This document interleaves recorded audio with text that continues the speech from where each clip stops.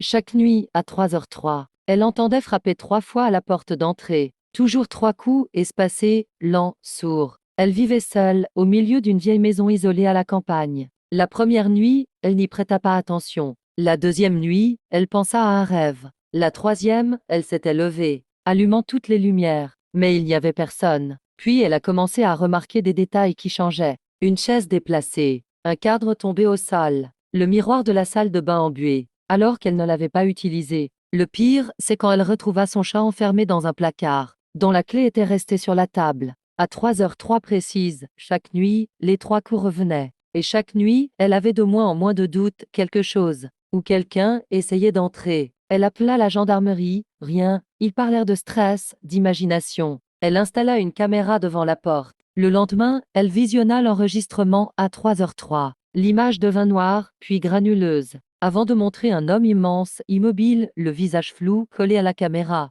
Il ne frappait pas, il regardait. Le soir suivant, elle s'enferma à double tour. Caméra, lumière allumée, téléphone en main, elle l'attendit. 3h03, 3 coups, puis un quatrième. Elle hurla. Son téléphone se mit à vibrer. Un message: tu es réveillé. C'est parfait. Les lumières s'éteignirent. Un courant d'air glacial parcourut la pièce. Un grincement lent comme une porte qui s'ouvre doucement. Mais elle n'avait pas bougé. Elle n'avait rien ouvert. Elle voulut courir, mais ses jambes ne répondaient plus. Une silhouette se dessina dans l'ombre. Mince, anormalement grande. La tête penchée. Elle voulait crier, mais sa gorge était sèche. Elle ferma les yeux, silence. Puis, une voix dans son oreille. Merci d'avoir laissé entrer. Depuis, elle n'est plus jamais apparue nulle part. Mais chaque nuit, à 3h03, ses caméras continuent d'envoyer une notification. 3 coups, toujours 3.